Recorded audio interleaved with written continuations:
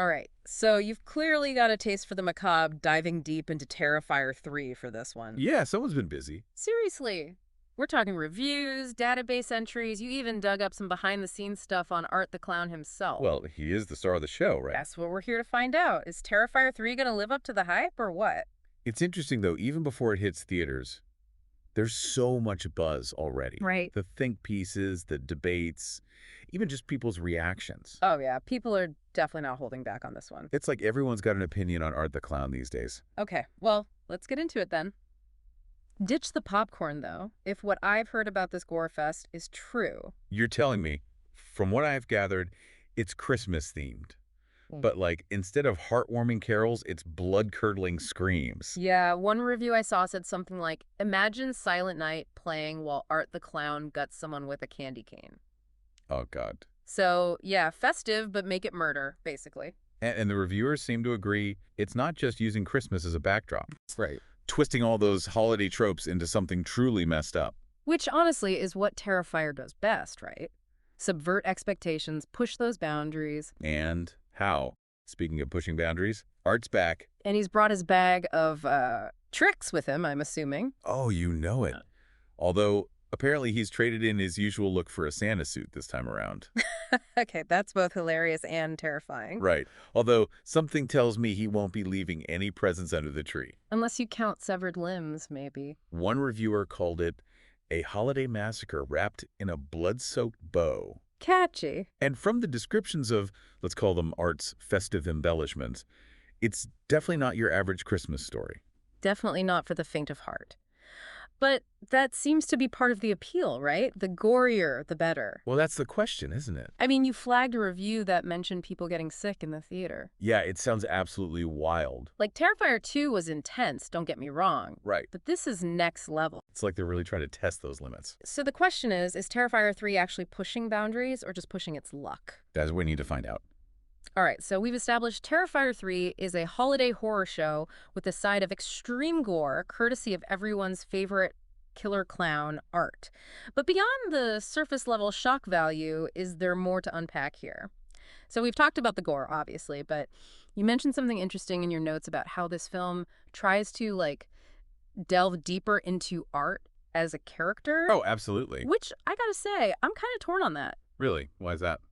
Because part of what makes Art so terrifying is that he's so unpredictable, right? Like, he's not working with the full deck of cards, so to speak. You're right. That's always been a huge part of his appeal. The mystery, the chaos. Exactly. So, like, does giving him a backstory, trying to explain his motivations, does that actually make him more terrifying?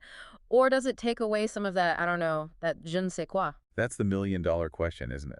And it's something critics are pretty divided on. Some say it's a bold move, that it adds a new layer of depth to the character, Okay, I can see that. while others argue that it's unnecessary, that it kind of cheapens the whole Agent of Chaos thing. Right, like sometimes the scariest monsters are the ones we can't understand. Precisely. But there's another element at play here, something you picked up on in your research, the return of Victoria.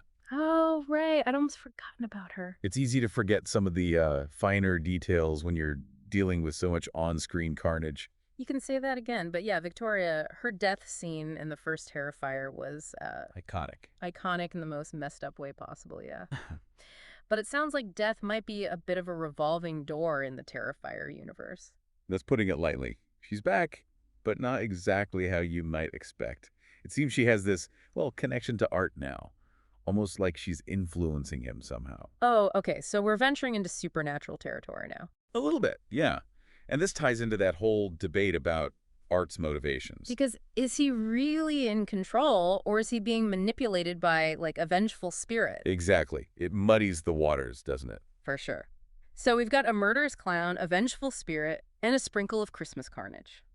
This is starting to sound less like a slasher film and more like a twisted holiday carol come to life. Right. It's a lot to unpack, and we haven't even touched on Sienna yet. Oh, yeah, her.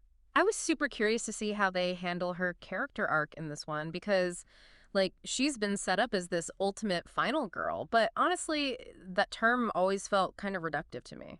I get what you mean. Like, they survived the massacre, case closed, onto the sequel. Exactly. But in reality, there's got to be so much trauma, so much baggage that comes with that kind of experience. Absolutely, and that's something Terrifier 3 actually seems to explore. Okay, now that's interesting. Yeah, it plays with those familiar tropes, the whole final girl thing, but it also tries to subvert them. Like, Sienna is physically strong. Obviously, she's survived 2 encounters with art at this point, but she's also grappling with the psychological toll it's taken on her. Which is so much more realistic. Like, you don't just walk away from something like that unscathed. Exactly. One reviewer even compared Sienna to Laurie Strode from the Halloween franchise, specifically in the later films, where they really start to delve into the lasting effects of trauma.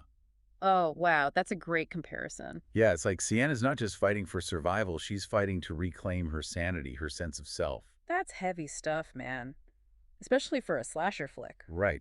But it's one of the reasons this film is generating such a strong response, I think. Yeah. It's brutal, it's gory, but it's also hinting at something deeper, something more psychologically complex. I'll be honest, I'm getting chills just thinking about it. The good kind, I hope. Yeah, the good kind. Good.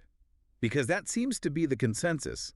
Terrifier 3 is shocking, it's disturbing, but it's also strangely compelling. Okay, we've danced around it long enough. It's hard to ignore. The gore. We got to talk about the gore. Well, it is Terrifier after all. Exactly. And you said it yourself. You love practical effects, and this franchise is known for... Oh, they really go all out. Yeah. And from what I've read, Terrifier 3 is no exception. The reviewers were using some colorful language to describe it. A symphony of splatter comes to mind. Right. Like, at what point does it stop being scary and just become, I don't know, excessive? That's the million-dollar question, isn't it? And it seems like viewers are divided. Well, yeah, Terrifier 2 set a pretty high bar, so to speak. Or low bar, depending on how you look at it. Touché. But, so is it more of the same?